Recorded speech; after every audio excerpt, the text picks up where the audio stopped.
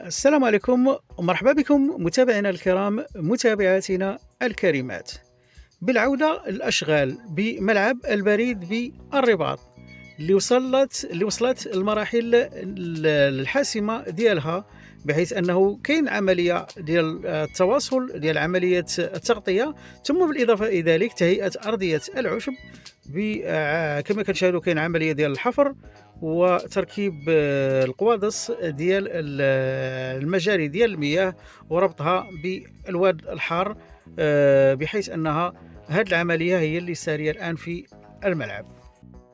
بالإضافة إلى ذلك كاين عملية اللي كتستمر ديال تمديد العوارض الفولاذية اللي غتحمل السقف، ومحاولة باش تكون التركيب ديالها فوق المدرجات بشكل الكامل. يعني كنشاهدوا بأنه كاين تقدم وزيادة العدد ديال هاد العوارض والتمديد ديالها.